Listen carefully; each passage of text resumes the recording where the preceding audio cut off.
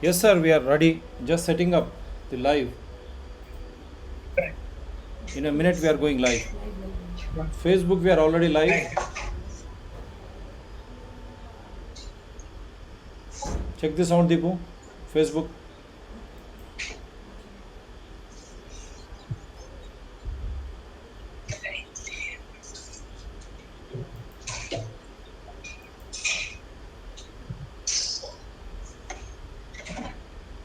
This conference will now be recorded. So, ready for it?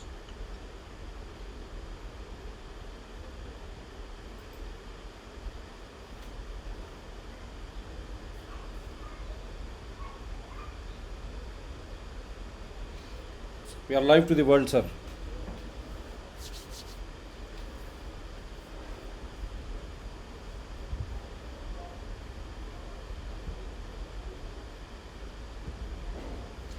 Welcome to Dr. TSPR show. This is Dr. Tangella Shiva Prasad Reddy alias Dr. TSPR. Namaste, Adab, hello. What a special occasion, and to be once again with none other than our revered Professor N.G. Rajurkar-ji. Sir, welcome to the special show. Before we request our honorable guest to speak,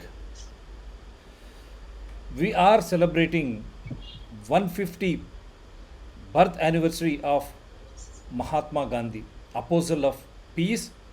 And in this relevant situation, everyone was asking me, Grama Swarajyam as well as the midnight concept, when a woman walks freely, that is the real day, we will enjoy our freedom. So he is Mahatma Gandhi, and we are going to remember him through Professor N.G.Rajurkar-ji, who is already a very well known Indian political scientist, having addressed both houses of parliament. And I having him once again for this relevant topic. It is my privilege to host him again. Welcome to this special show, sir. Let me introduce you, our guest, Dr. N.G. Rajurkar, Professor Emeritus Department of Political Science, Usmania University, qualifications MA, LLB, PhD and Diploma in Literature. Languages known besides English, Urdu, Hindi and Marathi. Have a working knowledge of Persian and familiar with the poetry of Sheikh Sadi, Hafiz and Omar Khayyam. Positions held: Head Department of Political Science, Usmania University, Chairman Board of Studies of Political Science, Usmania University. Area of specialization: India's movement for freedom with special reference to Mahatma Gandhi and Jawaharlal Nehru. Doctoral thesis: Nehru's ideas on nationalism, democracy and socialism. Had lengthy interviews with Nehru in connection with his doctoral thesis. Record as a university teacher, taught political science to graduate and postgraduate students for more than 3 decades. Supervised the research work of several MPhil and PhD scholars, authored several books and research papers. Many are in wait to hear him again, once again. Community activities: regularly invited as a speaker to public functions, seminars and symposia in India for the last 4 decades and to similar programs in USA for the last 2 decades. Delivered Dr. B.R. Ambedkar Memorial Lectures on India's movement for freedom before the members of Indian Parliament and other dignitaries at Parliament Annex in New Delhi in December 1991. Sri Shivraj Patil, the then Speaker of the Lok Sabha, presided over the lecture series. Presided over a panel discussion on Nehru in an international seminar at California State University, Northridge in June 1988. Delivered several lectures at various American universities and important academic centers during his subsequent visits to the United States of America in the years 1993, 1995, 2000, 2002, 2006, 2007 and 2008. Committee served: President of India's nominee on the Social Sciences Selection Committee of the Central University of Jamia Millia Islamia, New Delhi for 3 years. Member of the Standing Committee of the UGC on Buddha, Gandhi and Nehru. Member of the selection committees of several Indian universities for selecting political science lecturers, readers and professors.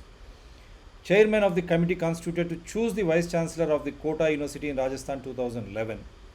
Awards received: Best Teachers Award of the AP Government 1991, Bharatiya Sanskriti Nirman Parishad Award 2002, Jeevan Gaurav Puraskar on behalf of Brihan Maharashtra Parishad 2006, Maharshi Vital Ramji Award by the Government of Maharashtra for his Marathi book Pratibimba 2010, the late So Padmini Ban Jeevan Gaurav Puraskar Nanded 2011, recipient of the degree of Doctor of Literature by the Punjab University of Patiala 2010, author of several books on political science, history and literature in English and Marathi. Have presented several papers in national and international seminars. Apart from books in English and Marathi, have written articles in Urdu too. Additionally, have written books on the following subjects too: political history of the Marathas, the history of Qutub Shahi and Asafjahi rulers of Hyderabad, the struggle for civil liberties in the erstwhile state of Hyderabad, implications of a common civil code in India, articles on Raja Ram Mohan Rai, Mahadev Govind Ranade, Dayanand Saraswati, Sir Syed Ahmad Khan, Lala Lajpat Rai, Gopalakrishna Gokhale. Dadabhai Nauroji Drain Theory, the Vande Matra movement of 1905, Tilak as a political leader, and many such topics. Books authored: have written 10 books in Marathi and 12 in English. Latest book is entitled Nehru, Utopian or a Statesman, published by Pentagon Press, New Delhi. And what a better way to invite him to this special show. And even in November, he is going to be presented another prestigious award in New Delhi. And before I welcome him, Namaskar, your blessing, sir. And Namaskar. I see the oldest photographs hanging on the wall behind you. One, I feel it is Pandit Jawaharlal Nehru ji, and the other one, Srimati Indira Gandhi. So you are there with them. I think it was you and Pandit Jawaharlal Nehru, you again, and Srimati Indira Gandhi. When were these photographs taken, sir? My photograph with Jawaharlal Nehru was taken on the 27th of October 1959, one day after my lengthy interview with him. And that was my second lengthy interview with Jawaharlal Nehru. And I have, even today, very fond memories of my interview with him, as also memories in regard to the photograph that was taken at Teen Murti Marg. Insofar as the second photograph is concerned, that was taken in the city of Hyderabad itself at Raj Bhavan in June 1967, when Mrs. Gandhi had become the Prime Minister of the country after the sad demise of Lal Bahadur Shastri. So these two photographs bring to my mind very fond memories about two great persons that I had the privilege of meeting and talking to. Wonderful. It is really something which this show would really relish and cherish. So now, kindly address us. How do we remember Mahatma Gandhi on his 150th birth anniversary celebrations, and how apt it is for this generation? At the very outset, I would like to thank Dr. Siva Reddy for his very generous and detailed introduction. I'm afraid that I may not be in a position to measure up to the expectations that his generous introduction may have created in the minds of the listeners. You have been, Dr. Siva Reddy, very considerate to me all the time. In fact, only yesterday, you rang me up and asked me as to whether the evening time would be convenient for me. In fact, he went out of his way and said, if necessary, I shall even change the timings for your sake. Thanks a lot, Dr. Siva Reddy. Your blessings, for sir. Your this blessings. very, very considerate approach to me. Sir. As I'm listening to, rather, when I was listening to what Dr. Siva Reddy was saying, my mind went back to the past and a large number of memories came to my mind. My lasting regret in life is that I couldn't see Mahatma Gandhi, though in a way I belonged to that period. I was a student of high school when Gandhiji passed away. Gandhiji had come to Hyderabad in 1920 in connection with the Khilafat movement, and later on, around 1930, these were the times when I was not born. And later on, I did not have the good fortune of seeing him in Hyderabad. My father, of course, saw him in February 1915 when Gandhiji came to India and visited his political master, Gopal Krishna Gokhale. And my father used to tell me as to how he and other students of the Ferguson College, Pune, had attended the meeting of Gandhiji, and how, after the meeting was over, they touched the feet of Mahatma Gandhi and Kasturba. My elder brother, he was fortunate enough, he saw Gandhiji sometime in July 1946. I did not have the good fortune because Gandhiji was an extraordinary person. Lord Mountbatten once said that Gandhiji could be compared with Buddha and Christ, one of the all-time greats of the world. And to miss him so narrowly hurts, but that happened in my case. But if you ask me as to which is the strongest influence on my life so far, without any hesitation, my answer would be the influence of the person known as Mohandas Karamchand Gandhi. I was influenced by him when I was a student of primary, and that influence still continues. I must, however, confess that till the day of Gandhiji's assassination, I did not realize that he was a person known all over the world. I somehow thought that Gandhiji was known only in India and not outside India. But that day was a different day for me and others in my country as also in the entire world. I have still a very vivid memory of 30th January 1948. I was sitting in my house. It was around 6 o'clock in the evening. I was reading it wasn't a delight, a moving essay by A.G. Gardiner, the title being The Unknown Warrior. And as I was reading that moving essay, tears were rolling out of my eyes because I thought about the Indian patriots and the way in which they laid down their lives for the sake of India's independence. And then I could see from the window a great commotion near my house. People were running hither and thither as if a thunderbolt had struck them. I ran out. I did not know what was happening. And somebody told me that Mahatma Gandhi was assassinated. A little later, Jawaharlal Nehru and Sardar Vallabhbhai Patel addressed the nation. We had only one radio in our entire locality at that time.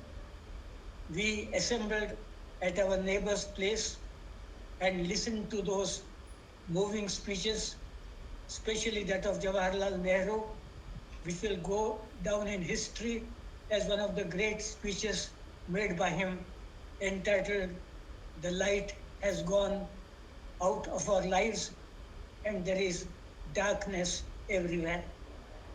After their speeches, messages poured in and they were read out to us.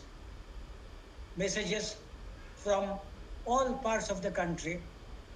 The messages that I remember most are one by George Bernard Shaw, the great playwright, who said, "It only shows how dangerous it is to be too good."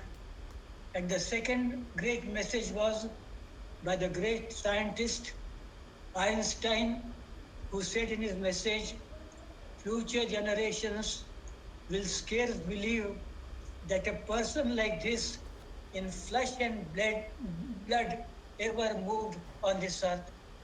So then I realized what Gandhiji meant to the entire world. On that day, flags flew half-mast in all the capitals of the world, barring the Soviet Union, because the Soviet Union had different ideas about Gandhiji at that point of time. Not only flags flew half-mast in different capitals of the world, but also on the buildings of the United Nations organization. Who was Gandhi? Technically, he was an ordinary citizen. He was not the Governor General of India, the topmost man in India at that time, Lord Mountbatten.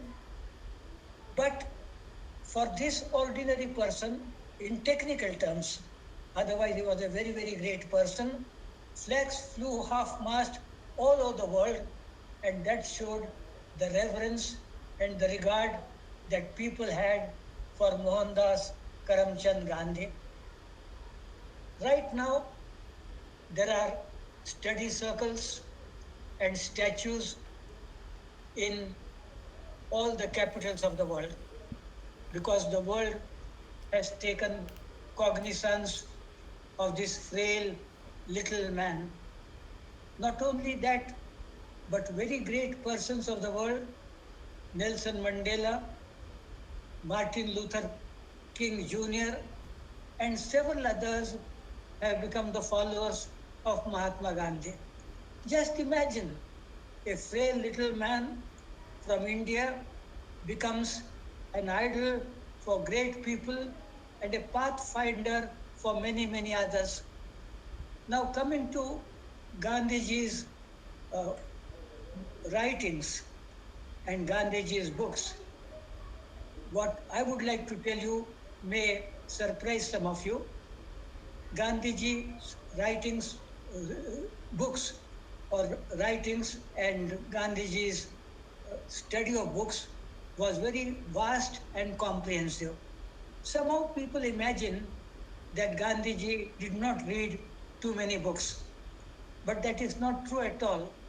And sometimes I wonder as to how that information or how that idea got spread that Gandhiji was a person who had read only a few books. My only conjecture is this. In 1915, when Gandhiji went to Pune in order to meet Gopal Krishna Gokhale, Gandhiji visited the Servants of India Society founded by Gokhale because Gandhiji had very great respect for Gopal Krishna Gokhale. He went to the library and he said, "Why do you want so many books here? A few books would suffice." Probably that was the reason as to why people got the impression that Gandhiji was not a well-read person. You will be surprised to know the number of books that Gandhiji had read. He had read not only the Bhagavad Gita, not only the Holy Quran, the Bible, the Upanishads, six systems of Indian philosophy, all the books written by Raja Chandra, the Gujarati jeweler poet of Bombay, books by H.G. Wells, books by John Ruskin, books by Edward Painter, books by uh, Garrison and Henry David Thoreau, books on Jainism, books on Islam, books on Buddhism, books by Marx and several other writers. So that will give you an idea of the comprehensive reading which Gandhiji had made. But what is more important from my point of view is that Gandhiji not only read those books, but assimilated those ideas and came out with original ideas of his own. I'm here reminded of a rather enigmatic statement made by a British political philosopher of the 17th century. I'm sure the students of political science are aware of his contribution. His name was Thomas Hobbes. Hobbes, on a certain occasion, made a very enigmatic statement. Do you know what he said? He said, if I had read as many books as others have done, I would have remained as ignorant as others are. Now, this is a very funny statement. If, if you just read it, you will perhaps feel that reading books does not add to your knowledge. You remain as ignorant as you were previously. But that was not what Hobbes had in his mind. What he wanted to suggest through that enigmatic statement was, if you merely read books and go on quoting from them, at best you become a good parrot. But something more of you is required. You must assimilate those ideas, digest them, and come out with original ideas. And that was what Gandhiji did. Two of his classic books, his autobiography entitled My Experiments with Truth and his book Hind Swaraj, are full of very original ideas, especially the book Hind Swaraj. It's not a big book, but when you read that book, you feel that here was a man who had the capacity to think for himself on different subjects and come out with very original ideas. Apart from these two books, there are other things which you have to remember insofar as Gandhiji's readings or writings are concerned. You will be surprised to know that 100 volumes have been published of Gandhiji's writings. Can you imagine that? 100 volumes of Gandhiji's writings. And what are those writings? His editorials in the Young India and his editorials in the Harijan, his post-prayer meeting speeches, his correspondence with great people of the world, his other writings. So all these put together cover 100 volumes. And you can imagine what a prolific writer Gandhiji was. So here was a person who had read a lot and who had digested and assimilated those ideas and who had written in a very prolific fashion, and those speeches, those editorials, all those cover as many as 100 volumes. This is insofar as Gandhiji's reading and writing are concerned. Now I shall talk about something about Gandhiji's life. I will not go into the details because the whole problem is I have to put in about an hour's time something which perhaps requires many lectures. About 2 decades back, my very good friend, who was my colleague in the department and who was incidentally my student also, I always feel proud of the fact, Professor Purushottam Reddy, a person endowed with noble impulses, who always comes to the help of everybody and tries to do the needful. He had taken the trouble, and now, incidentally, he is known as a leading environmentalist of India. He had taken the initiative in arranging my lectures on Gandhiji. They were presided over by the Chief Justice of Andhra Pradesh. The number was about 6 or 7.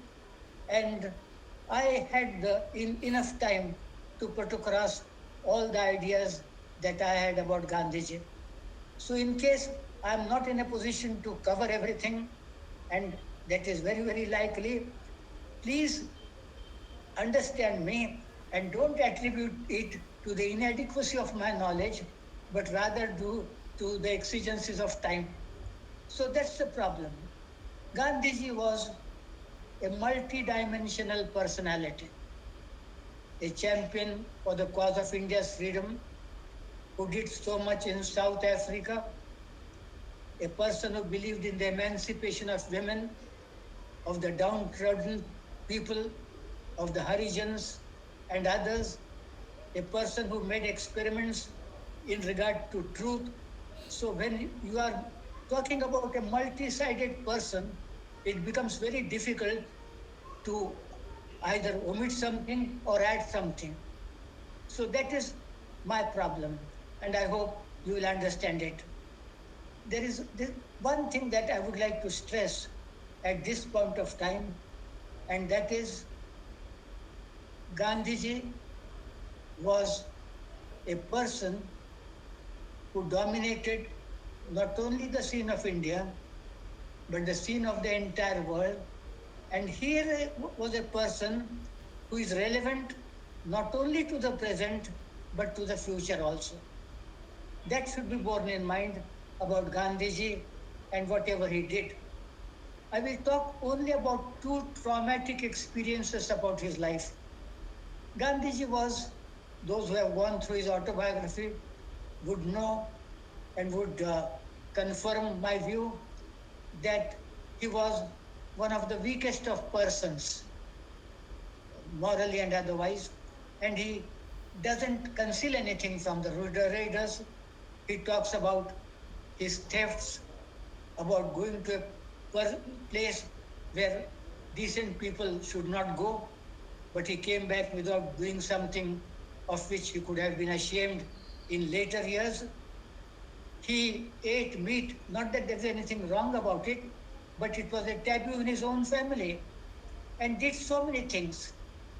That is, in a way, he was weaker than most of the people in terms of willpower. Now I will talk about the first traumatic experience in his life, which brought about a complete change in his life. He was about 16 or 17 years old, was married very early. He was already married when this traumatic event took place. His father was not keeping well. The father was ailing. The father asked his son to press his legs. Gandhiji did it for a few minutes, but then the temptation to go to his bedroom and join his wife was too great. He left his father, ailing father, went to his bedroom. After about 10 minutes, there was a knock at the door. His uncle had come in order to pass the information that his father was no more. Now that came as a great shock to Gandhiji. Gandhiji said to himself, if I had greater self-control on myself, perhaps I would have served my father till his very end. But what is wrong with me is I am not in a position to do what I want. There is a saying in the English language, or a rather expression, that the mind is willing, but the flesh is weak. Well, we want to do good things, but somehow we lack the willpower to do those things. There is certainly a saying in English language which says that the road to hell is paved with good intentions. What does that mean? That means that a man goes on thinking about good things, that I should be good to everybody, I should help everybody, and so on and so forth. But he is not in a position to put those ideas into action. And ultimately, he lands himself in the hell instead of heaven. So that is the trouble with most of us. We do have good ideas, we do want to lead a good life, but ultimately the flesh is weaker and the mind is a victim of that flesh.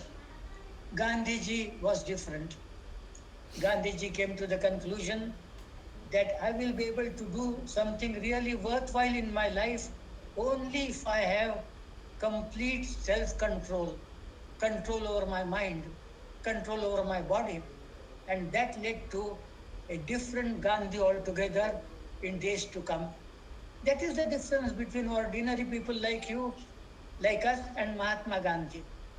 He had the willpower to change his life entirely and become one of the strongest men in the world, whereas in the beginning he was very, very different.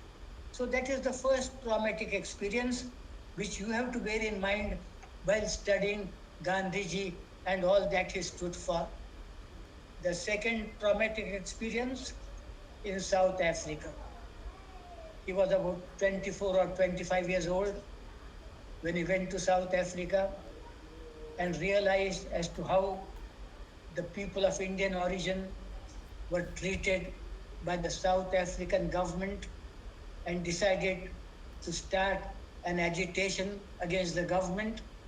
He was a lawyer and was earning sufficiently.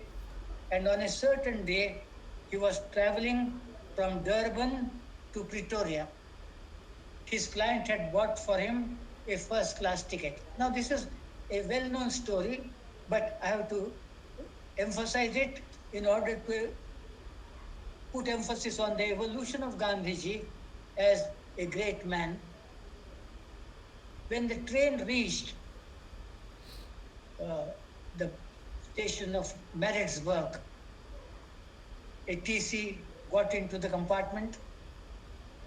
He felt angry that an Indian, a coolie as they called the Indians, a coolie was occupying the first class compartment. He asked Gandhiji to get down. Gandhiji refused. He said, I am carrying a first class ticket with me. Why should I get down? Because that way Gandhiji was very stubborn. He was bodily thrown out of the platform, on the platform. His luggage was thrown out, and Gandhiji was shivering in that midnight cold. He did not have the courage even to go to the waiting room because he knew that if he went to the waiting room, he would be thrown out. And like any one of us, weak ideas came to Gandhiji's mind.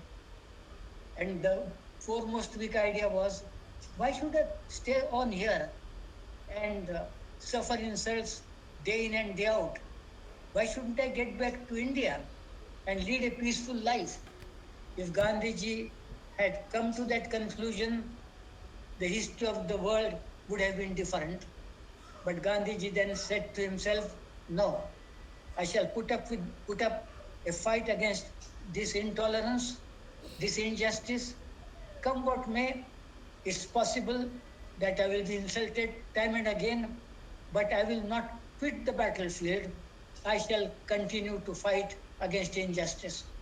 And according to Louis Fisher, a great biographer of Gandhiji, that was the turning point in Mahatma Gandhi's life. From a quiet, weak person, he became a fighter for every good cause, one of the bravest men that history of the world knows of. Incidentally, I am reminded here, Mr. Sivareddy, Sir.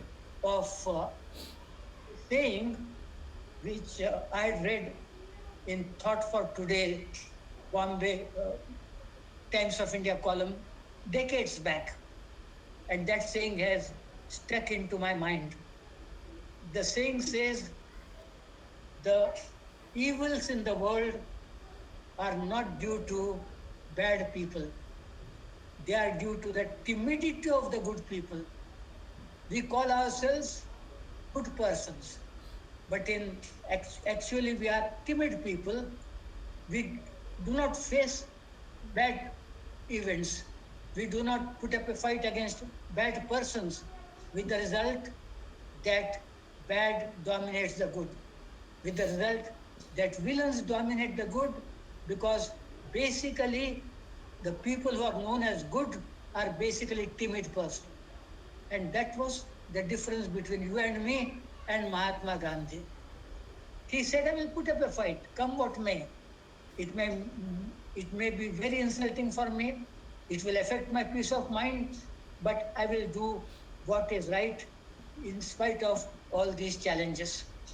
Before I proceed further, I may point out that very good biographies have been written of Gandhiji. Perhaps the best known book is by D.G. Tendulkar. It covers about 8 to 10 volumes, and minutest details about Gandhiji have been given in that book. The second remarkable book is The Last Phase by Pyarelal. And Pyarelal was the private secretary of Mahatma Gandhi, and he gives very vivid details of the last phase in Mahatma Gandhi's life.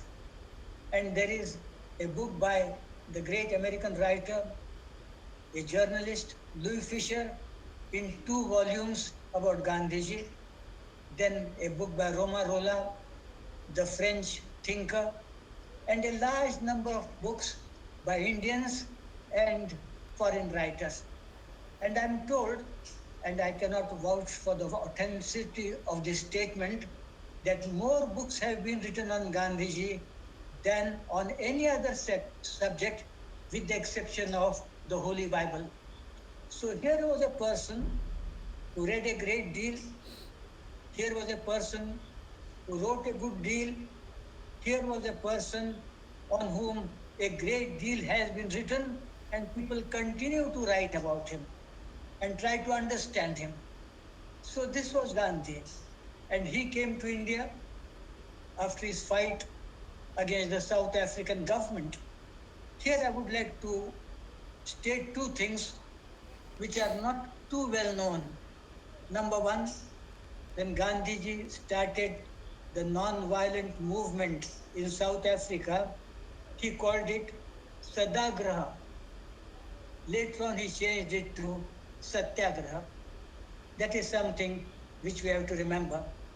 And secondly, and this is something which is certainly much less known, whenever I went to different parts of America, the American professors used to say that Gandhi took the idea of Satyagraha from Thoreau, Henry David Thoreau.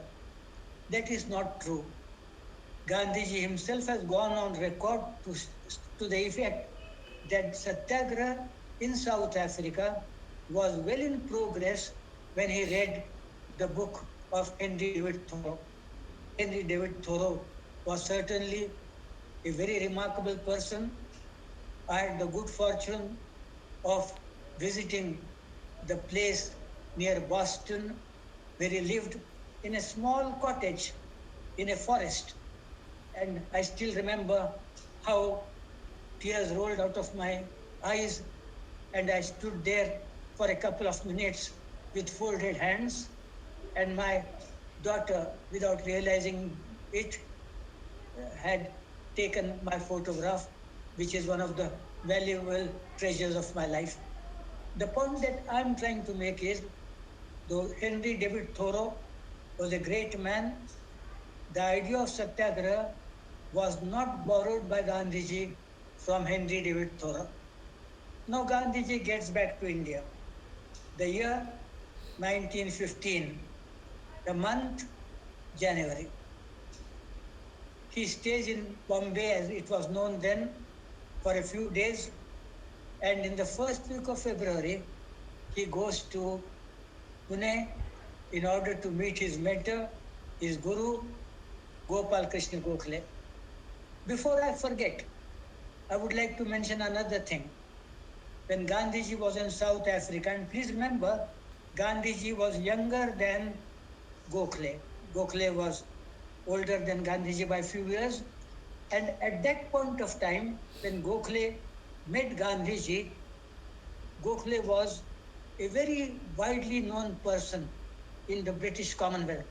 He was called, at the age of 35, the elder statesman of India, a great member of the parliament, with a thorough grasp over everything. I'm here reminded of something very worth remembering.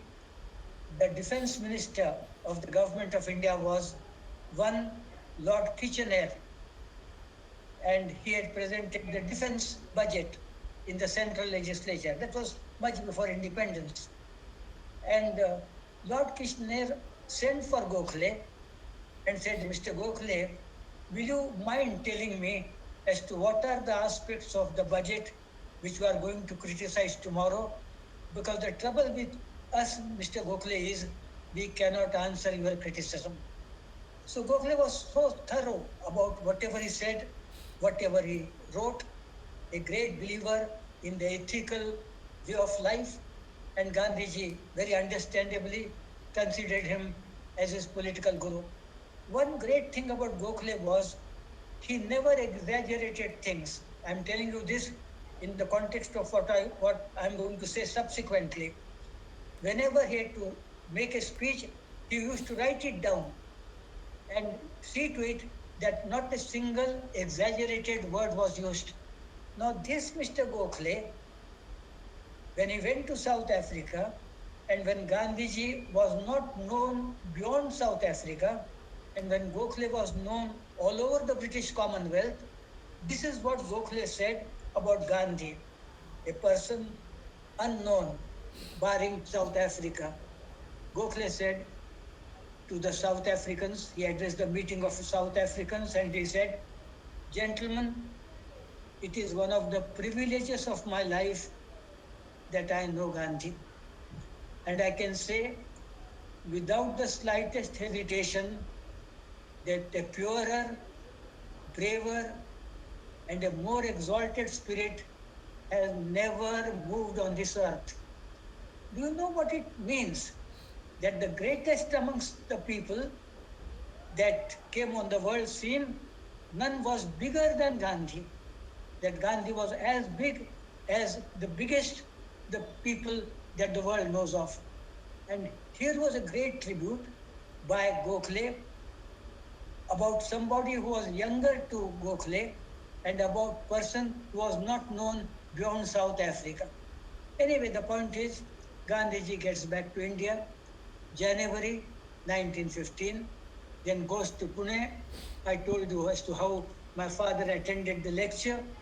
And then Gandhiji meets Gokhale. Gokhale said to Gandhiji, "Mr. Gandhi, don't be in a hurry." Gandhiji wanted to join the Servants of India Society. Gokhale said, no, don't do that. Tour the entire country. Find out what India is like. Then you can decide about your life mission as to what you should do and what you should not do. And Gandhiji undertook a tour of the entire country, went from village to village, and realized that salvation of India lies in villages. That we, the people who live in the city, constitute hardly 20% of the population. The real problem is to tackle the problems of the people in the villages. I will not go into all the details about what Gandhiji did for the sake of the villagers, the spinning wheel, and other things. But here was a person who brought to the notice of the Indian National Congress that salvation of India lies in villages, and we, the city people, are in a vacuum and we don't understand what the problems are. And then Gandhiji joins the Congress. And it's very interesting to find out his reactions. Jawaharlal Nehru, in his very good autobiography, says that when Gandhiji came on the political scene, he changed the constitution of the Indian National Congress. I'm likely to mention the Congress party repeatedly in this lecture, but please understand me.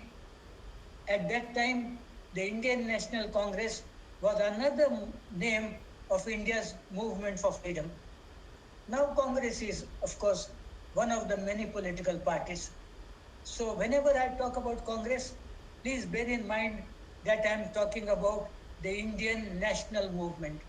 Who was there who was not in the Congress at that time?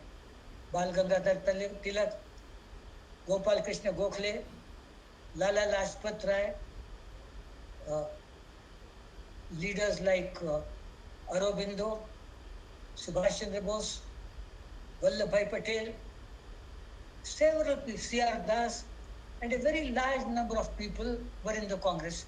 So Congress at that time got equated with the India's movement for freedom, and therefore I would like you to understand this.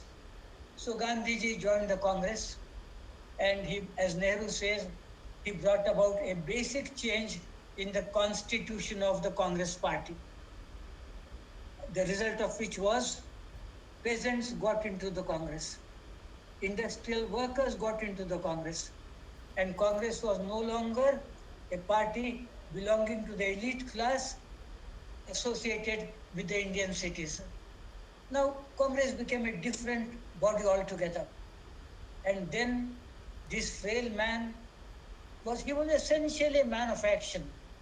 I think Gandhiji was one of those persons who combine in themselves the capacity for great thought, great judgment, as well as the capacity for great action. Normally, these things don't go together. We are either thinkers or we try to do something worthwhile without thinking much about what is right and what is wrong. He went to Ahmedabad and solved the problem of the mill owners and the mill workers. He went to Champaran and tried to help the people who were exploited by the owners, the British owners. So he did all those things. And one message, that one mantra that he gave to the people was, don't be afraid. There is nothing to fear except fear itself. And he made Congress an organization associated with action. Jawaharlal Nehru says that before Gandhiji emerged on the political scene of India, the Congress passed in passing resolutions which no one took very seriously. But Gandhiji made the Congress party an action-oriented organization. When the Rowlatt bills were passed, very much against Gandhiji's wishes, Gandhiji called upon the people of India to go to prisons and protest against what was happening and the injustices. So here was a person, a man of action, a man of great judgment.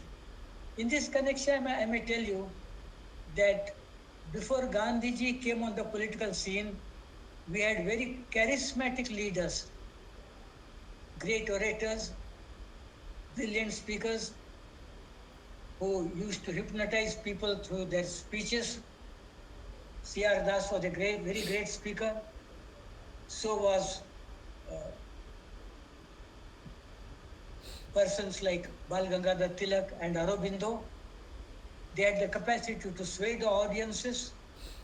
Tremendous speakers. And what was Gandhi like? Gandhi was not a charismatic person at all. Physically personality, he wasn't very attractive. People wouldn't have been impressed by his physical appearance as opposed to that of Jawaharlal Nehru. He was a person extremely handsome, and people felt spellbound whenever they saw him. Gandhiji had none of these assets. He used to talk almost in a whisper, and it required some effort in order to listen to what Gandhiji was saying. Physical personality, hardly noticeable. But this man, who came on the political scene of India in 1915, became the topmost leader of India in 1920. This is an amazing phenomenon. How is it that a person who lacked physical personality, who used to talk with a lisp, who did not have a command on different speeches, different types of orations, becomes the biggest man. And the clue has been given by Jawaharlal Nehru in his autobiography. And what is the clue?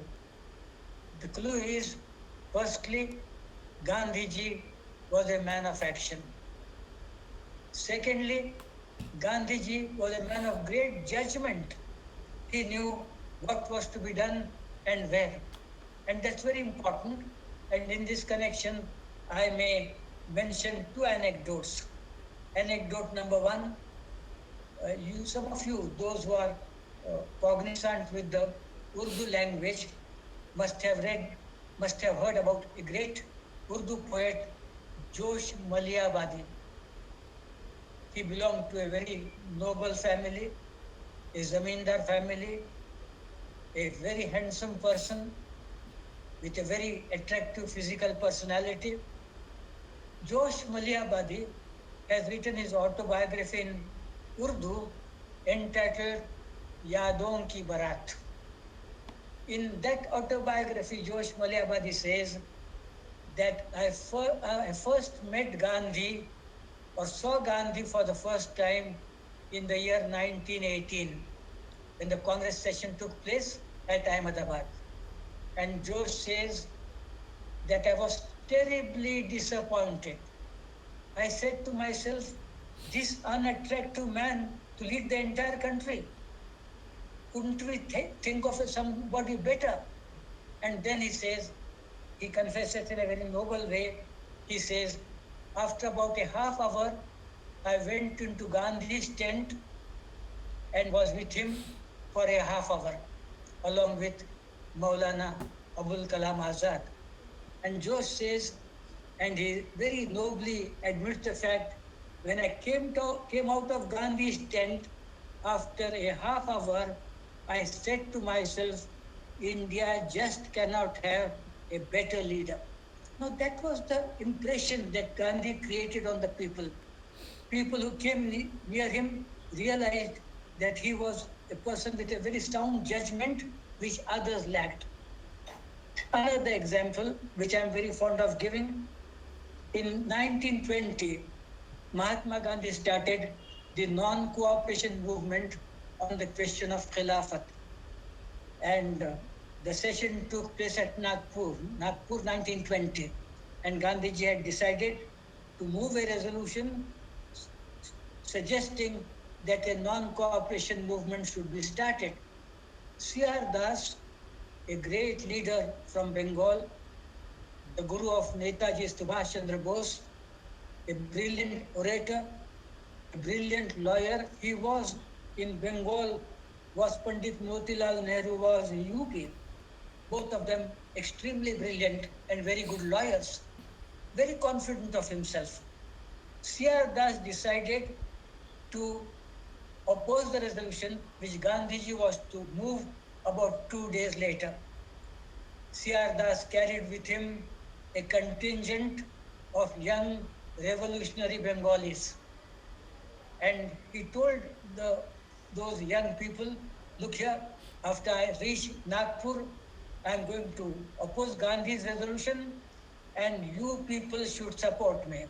And those young people with revolutionary ideas for whom C.R. Das was an idol, he said, sir, where is the question of our not supporting you? We shall support you and not that Gandhi. C.R. Das went to Nagpur along with his contingent. Gandhi was to move the resolution the next day. Around 10 o'clock in the night, Gandhi sent a chit to C.R. Das. In that chit, Gandhiji said, Mr. C.R. Das, you can certainly oppose my resolution tomorrow. You have the liberty to do so.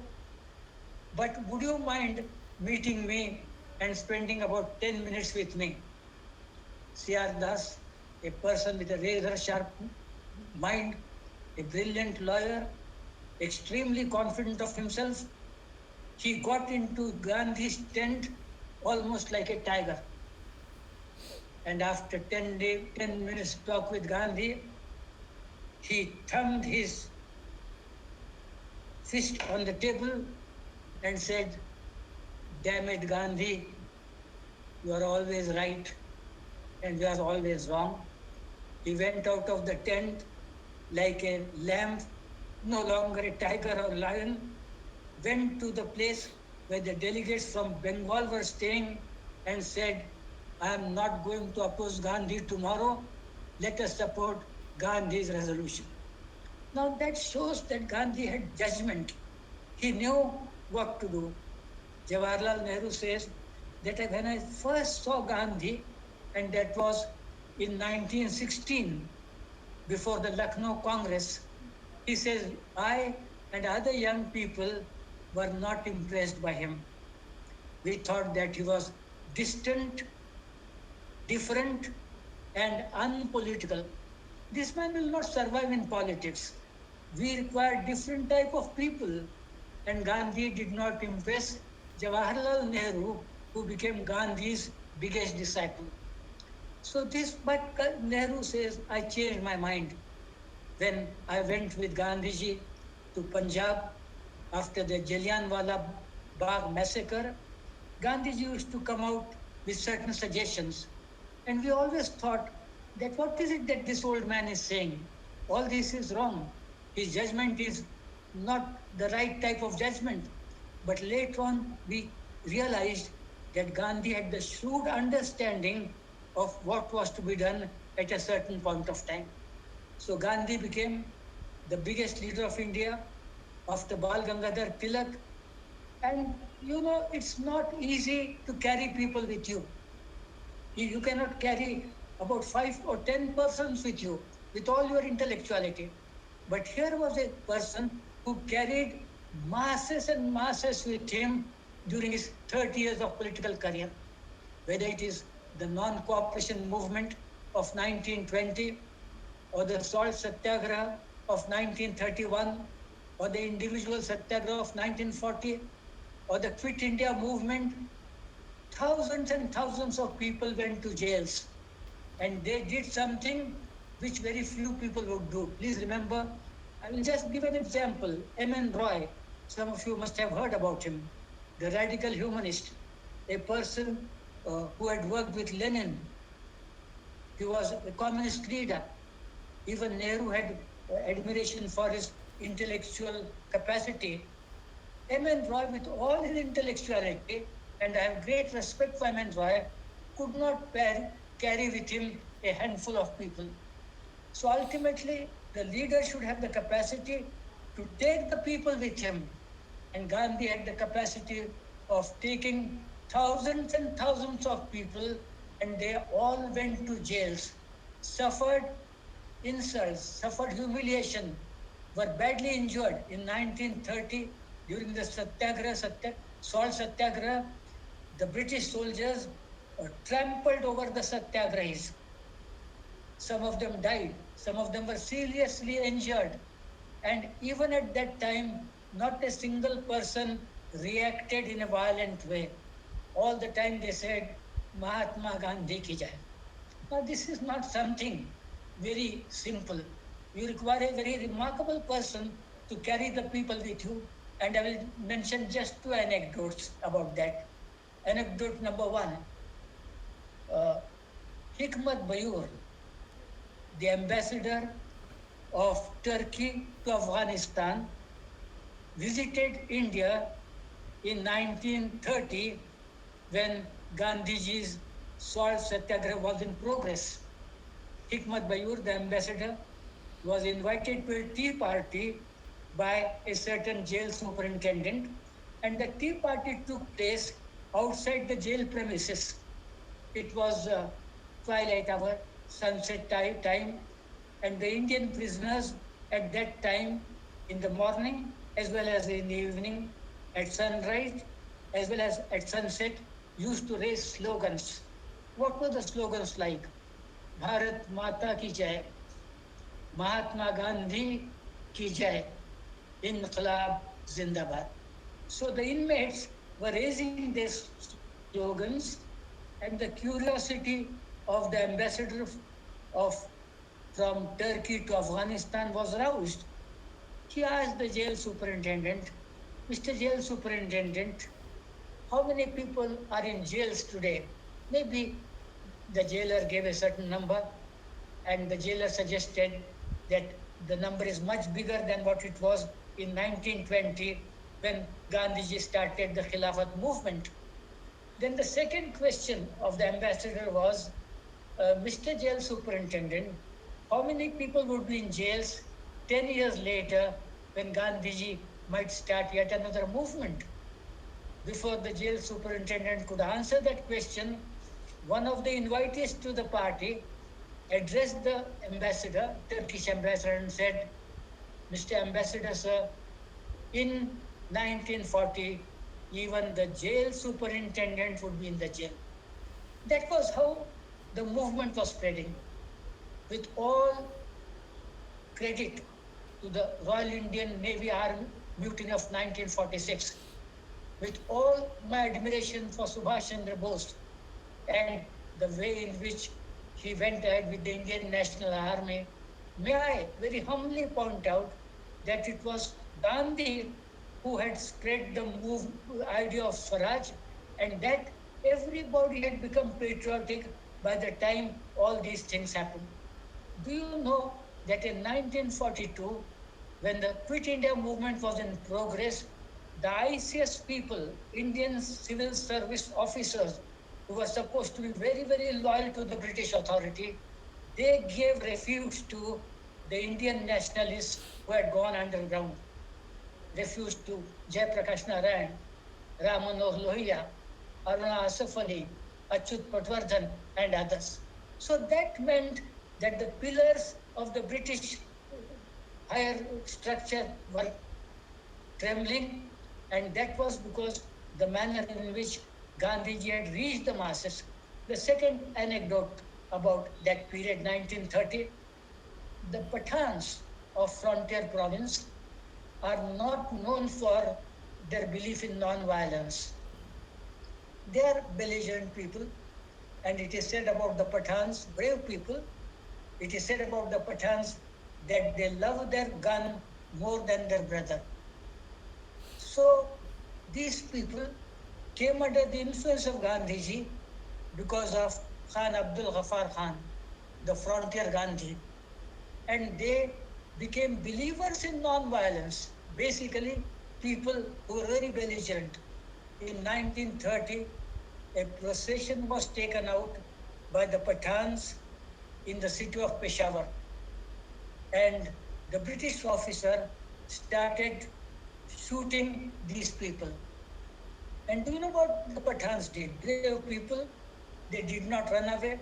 When somebody died, somebody else took the dead body on his shoulder, and they went on marching. Though a large number of people were shot dead by the British officer, his ammunition got exhausted. And then he asked the members of what was known as the Gadwali group, Gadwali Brigade, Indian people, he asked them to shoot at the processions. And can you believe what happened? These people, ordinary people, they put down their rifles on the floor and they said, we shall not fire on them. These are our compatriots, they are a part of us, and we shall not shoot them down. And this was how Gandhiji's message had reached the people, ordinary soldiers. And these people were imprisoned and were set free only after India became free. That was how the message of Gandhiji went from place to place, from village to village, and the entire country became patriotic. I remember my childhood, and one of my relatives was a palmist. He looked at my palm, I was about 12 years old. He looked at my palm and said to my father, he will become a government servant. At the age of 12, I got tremendously angry. I withdrew my hand and I told my maternal uncle, do you think that I will serve the British? They said, why? He said, why do you get angry? By the time you grow up, India will become an independent country. So as a young boy, and I am an ordinary person, as a young boy, all that I thought was pilgrimage of jails. I never thought in terms of personal aggrandizement that I would either become a lawyer or a doctor or a professor. Well, I thought that Gandhiji has shown a path. We have to go to jails, suffer till India became free. Fortunately for me, India became free when I was in the 10th class. So that was Gandhiji's influence on everybody. He set an example. He believed in setting an example rather than asking people to do certain things. One or two examples I shall give. On a certain occasion, and Gandhiji was a good doctor also, and our friend Dr. Siva Prasad Sir. would be additionally happy to know this because he's a reputed doctor. So people used to go to Gandhiji and talk about their ailments. A certain person went to Gandhiji and said, Bapuji, this is the ailment from which I am suffering. Gandhiji said, you see me after 6 months. That person went back to Gandhiji after 6 months, and then Gandhiji suggested, you stop taking sugar. That person said, Mahatma Ji, you could have told me 6 months earlier. Why did you wait for 6 months? And Gandhiji's answer was, I myself wanted to know whether I would be in a position to give sugar myself. I don't want to advise something to others which I am incapable of putting into practice. Now, this was different. When he went to the Andhra area, went to a small place, one student, that was before independence, one student stood up and said, Mahatma Ji, it is all right for you to talk about wearing khadi, but do you realize that khadi is very costly? How can we wear khadi? It's so exorbitant. And Gandhiji's reply was, cut down on your dress. And from that day onwards, he stopped wearing shirt and used to put on a loin cloth only. That was the type of person he was. Once he wrote a very interesting article. The title was On Stealing. And do you know what he said in that article? He said, suppose if you have a few chocolates in your pocket and you are not taking them out because you are with a friend and you think that you will have to give a part of the chocolates to him, even that is stealing. That was the high pedestal on which he put everything. Dr. Siva Prasad, how much of time is left for me? You can. It is up to you because it is such an No, interesting. the You battery is running low or something of that sort. nothing of I that get a sort. message. I just want you to understand that how well you can go ahead. 89-year-old, Okay. your So blessing, sir. thank you. Thank you very much. So I was talking about Gandhiji's capacity because once a small girl went to Gandhiji and said, Bapu, we want your advice. And Gandhiji's reply was, do nothing which I have myself not done. That is the criterion, that is the yardstick. I will not ask others to do something which I could not do, which I did not do. That was the manner in which Gandhiji set an example before us, and therefore masses went behind him. How many people really go behind a great man these days? In fact, if at all great men exist today, and there are not too many, and I must be frank about it. Uh, During my earlier days, India was dominated by great people. And I always say that I'm a hero worshipper because heroes existed at that time. You cannot worship heroes when the heroes don't exist.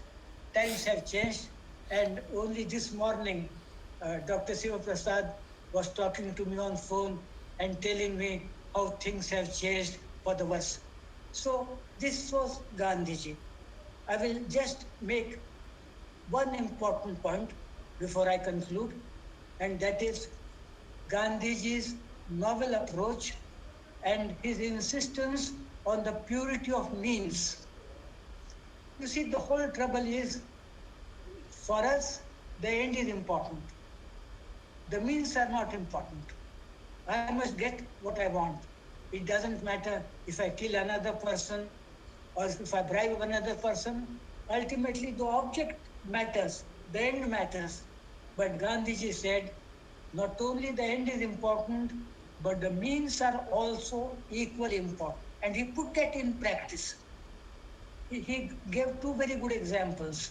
One example was the relationship between the end and means is analogous to the relationship between the seed and the tree. You cannot have a healthy tree with a defective seed. The second example that he gave was the relationship between ends and means is analogous to two sides of the same coin. You can't cut into two. So here was a person who constantly emphasized the fact moral approach is the only right approach, regardless of the fact as to whether it is your personal life or political life or a life as a businessman. A businessman is likely to say, ये सब चलता है इसमें. We have to do black marketing, adulteration. Unless we do this, we cannot become rich. A politician, with all my admiration for them, he believes in the ends, not the means. Ultimately, I should occupy a seat.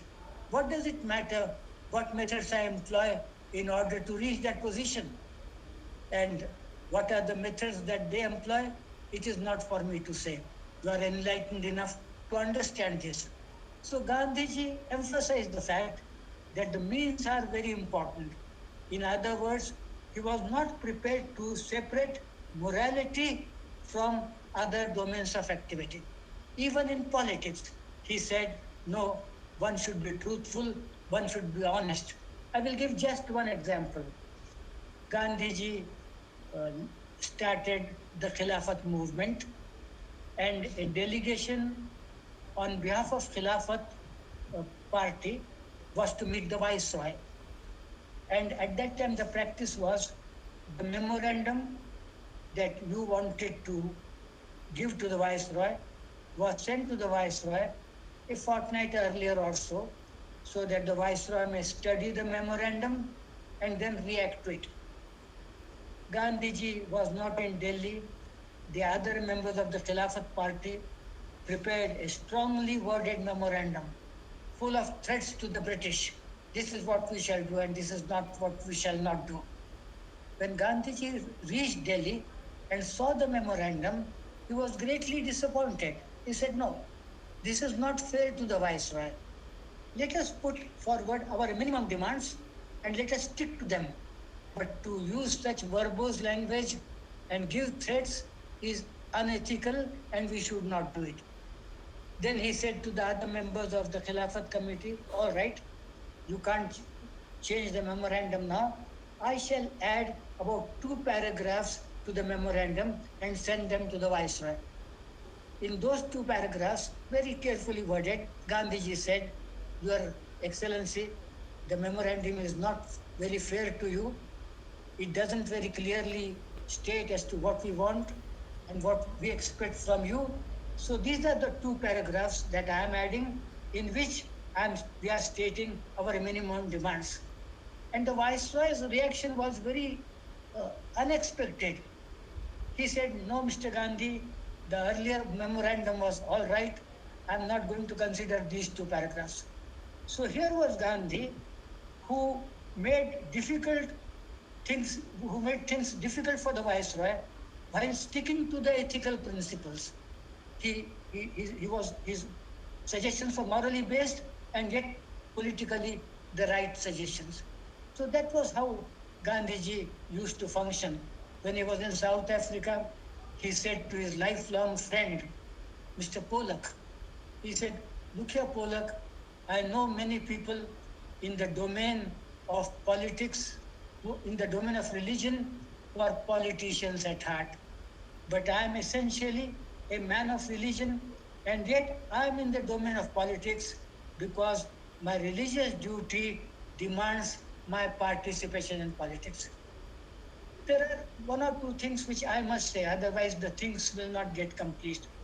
With all respect for Gandhiji, and I have tremendous respect for him, I personally feel that sometimes his statements used to create confusion in the minds of the people.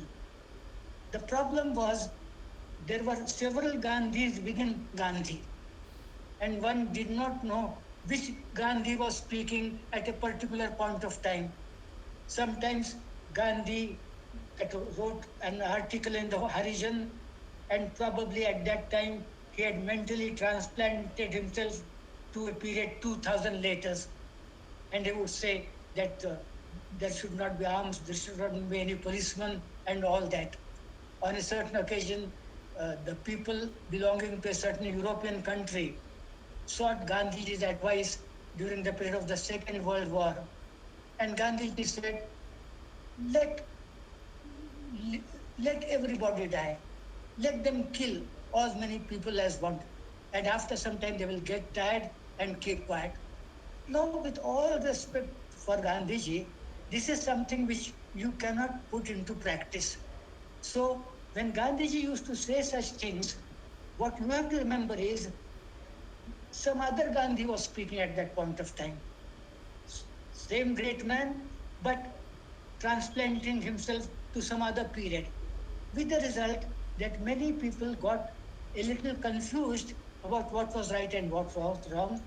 And I must give credit to Jawaharlal Nehru to separate these two things. Jawaharlal Nehru, as ill luck would have it, has fallen on bad days, and it is not for me to tell this enlightened audience as to what are the reasons for it. He was a great man, and it was not for it was not because of reason that Gandhiji chose Nehru as his political successor. And Gandhiji said time and again, not Rajendra Prasad, not Rajaji, not anybody else, but Jawaharlal is my political successor. It is interesting to remember, with all his talk about non-violence, Gandhiji has not opposed Nehru's resolutions placed before the Congress in the pre-independence period, Nehru's resolutions in regard to ag- agricultural advancement, in regard to industrial advancement, in regard to technological advancement, in regard to scientific advancement, because the realist in Gandhi knew that even that is necessary. And when he talked about a state without policemen, etc., that was Gandhi 2000 years ahead of us. So that has to be remembered. And I will give credit to Jawaharlal Nehru for putting things in perspective. And therefore, people in Europe used to say that Nehru is Gandhi's Western face. Gandhi becomes understandable to us because the way in which Nehru puts things. I will just make a mention of one thing before I conclude. When, uh, when the raiders got into Kashmir, there was a debate in the parliament. And Acharya Kripalani, who was earlier in the Indian National Congress, he was in the opposition at that time, he put a question to Jawaharlal Nehru. He said, Mr. Prime Minister, I am going to put a point blank question to you, and I want a point blank answer from you. Nehru said, Kripalani ji, what is your question? Then Kripalani said, is non-violence, please listen to me, Dr. Shiva Prasad. Yes. Kripalani said, Nehru, is non-violence the creed of the nation? And Nehru said, with all respect for Mahatma Gandhi, I will submit that non-violence is not the creed of the nation. It could be a creed with a few individuals, with a group, but no country can function that way. If we accept non-violence as the creed, we shall not be able to maintain an army, a police, a navy. So that way, no government can function. And then he said something which is worth remembering. He said, normally I wouldn't have liked to make a mention of Gandhiji in this debate, but Kripalani, since you have put this question, I will narrate an anecdote to you. When the raiders got into Kashmir, And when they were about 40 miles from Srinagar, and they would have captured Srinagar in about 5 or 10 hours, I went to Gandhiji. This is what Nehru said. I went to Gandhiji and said, Bapu, tell us, how can we save Kashmir through non-violence now? And the realist in Gandhi said, send the forces. So Gandhiji was a realist. Though he talked about non-violence, he knew that at certain point, non-violence would have limitations about other matters also. So basically, Gandhi was a realist, but sometimes his writings or his statements created confusion, not because he was not clear in his mind, but because we failed to understand him. The last point. Once a reader of Harijan, who used to read Harijan very regularly, he wrote a letter to Gandhiji and said, Mahatma Ji, in the previous issue, this is what you said. And in the latest issue, you are saying something different. Which statement should we accept? The earlier statement or this statement? And you will be surprised to know what Gandhiji said. He said, accept my second statement because mine is an evolving mind and I don't stick to certain things. My views go on changing, barring, of course, his faith in morality or non-violence, etc. He went on modifying his ideas, and therefore he said, remember, there is no such thing as Gandhism. There are no set rigid rules. Gandhi was an evolving soul and he accepted or put forward views according to the latest understanding by him about a certain problem. I shall, Mr. Chairman, Dr. Sivareddy, conclude my speech by an anecdote. A very worth remembering anecdote. Winston Churchill, during his old days, was always accompanied by a physician, a doctor. And the doctor used to be a witness to great people coming and meeting Churchill. So he noted down everything and wrote a very good book.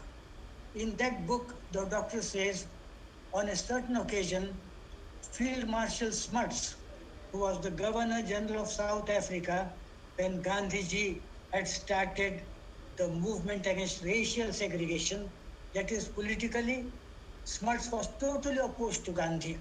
Even in the United Nations organization, Smuts opposed Gandhi.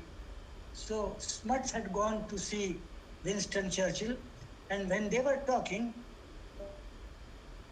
Smuts said, Winston, shall I tell you one thing?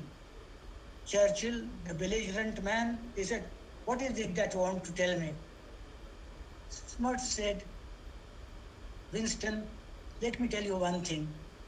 You cannot win against Gandhi.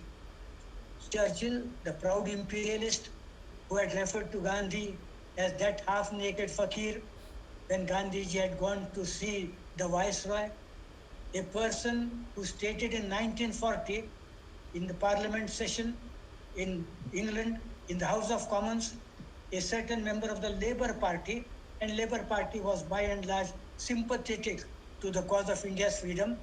A member of the Labour Party stood up and said to Churchill, Mr. Prime Minister, what about India's freedom?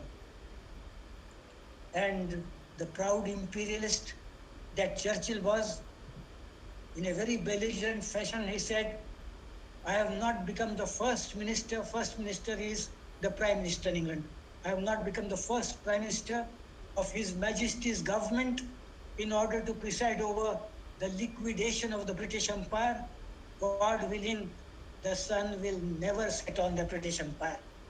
Fortunately for India and unfortunately for Mr. Churchill, the sun did go down on the British Empire during Mr. Churchill's lifetime. But the point that I was trying to emphasize was different. Churchill rather angrily said, why can't I win against Gandhi? Because he considered Gandhi and others as men of straw, and a little wind will blow them away. Winston Smuts said, Winston, you don't understand. you can't win against Gandhi because Gandhi is a man of God. You and I are not, and therefore Gandhi will win. And that was how Smuts acknowledged the greatness of Gandhi as a great moral leader. I would conclude at this point. Thank you, Mr. Reddy, for giving me the opportunity to address this enlightened gathering. Wonderful, sir. Once again, I thank you wholeheartedly. I also thank my great guru, Purushottam Reddy Garu, who has allowed me to host his guru, now our guru, twice. And what an enlightenment you have thrown regarding Gandhi. As let me quote Smuts, Gandhi, he is a God's man, definitely. And we will take this. He is godly, and everyone should understand that whatever we preach, that we should practice, or else you are morally incorrect. At the same time, as you rightly suggested, right from everyone, commoner to the politician, normal village system to the bureaucracy, not just ends, the means. If you have correct means, the ends can always be that fruitful and people can enjoy. And so that is why the means is more important. It should be morally very correct. And I'm very sorry to say I'm not able to push forward the images of Rajghat or Gandhiji, but I would definitely say you have enlightened us, sir, with your anecdotes, the way you have connected what Gandhi was in his earlier days, right from 16 to 17 years, how traumatic it was to lose his father for that 10 minutes ecstasy, and how he has changed, and how his priorities changed, and what was he, Sadagraha, in South Africa, which has become Satyagraha. It is a people's movement, it is a non violent movement, and as you rightly said, as and when you required, you quoted Kashmir forces also you may need, but at times, but not always, always, as you rightly suggested, Gandhism is should be the soul and spirit of India, present and future. So let us all pay our humble tributes to this modern Gandhi, and let us all imbibe the spirit of Gandhiism in its entirety. Thank you, sir. Thank you once again. I will wish to host you even on Jawaharlal Nehru or any other in coming days. Very kind of you. God bless you. Take care. Good night, sir.